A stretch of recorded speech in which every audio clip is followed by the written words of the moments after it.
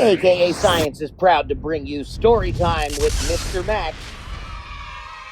Today, our story is Ada Twist, Scientist by Andrea Beatty, illustrated by David Roberts. Ada Marie, said not a word till the day she turned 3. She bounced in her crib and looked all around, observing the world but not making a sound. She learned how to climb and made her big break with a trail of chaos left in her wake. She ran through the day chasing each sound and sight and didn't slow down till she conked out at night. Her parents were frazzled but tried not to freak as Ada grew bigger and still did not speak. Clearly, young Ada, with lots in her head, would have something to say when it ought to be said. That's just what happened when Ada turned 3. She tore through the house on a fact-finding spree and climbed up the clock just as high as she could. Her parents yelled stop, as all good parents would. Ada's chin quivered, but she did not cry. She took a deep breath and simply asked, why? Why does it tick and why does it talk? Why don't we call it a granddaughter clock? Why are there pointy things stuck to a rose? Why are there hairs up inside of your nose? She started with why, and then what, how, and when. By bedtime, she came back to why once again.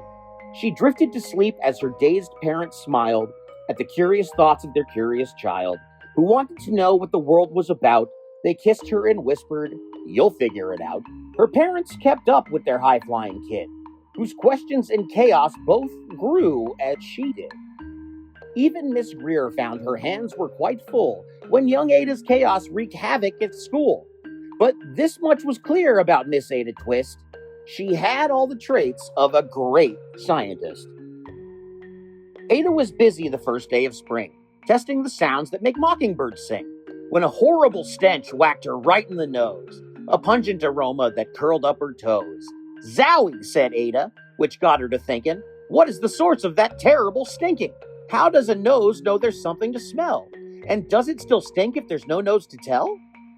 She rattled off questions and tapped on her chin. She'd start at the start where she ought to begin. A mystery, a riddle, a puzzle, a quest. This was the moment that Ada loved best.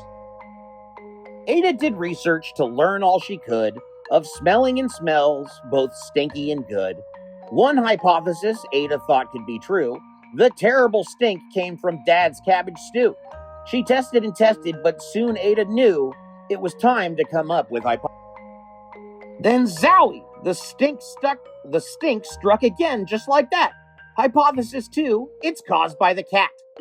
The cat couldn't make such a stink on its own. It needed perfume and some fancy cologne. So young Ada tested. The test was a flop. She started again, but her parents yelled, stop! Ada Marie, to the thinking chair, now, by the time we count 3. Enough, said her mother. That's it, said her dad. Her parents were frustrated, frazzled, and mad. Why? Ada questioned. Her mother said, no. What? Ada queried. Her father said, go. You've ruined our supper. You made the cat stink. Enough with your questions. Now sit there and think. She looked at her parents. Her heart turned to goo. Poor Ada Twist didn't know what to do. She sat all alone by herself in the hall, and Ada, once more, could say nothing at all. And so Ada sat, and she sat, and she sat, and she thought about science and Stu and the cat, and how her experiments made such a big mess. Does it have to be so? Is that part of success? Are messes a problem?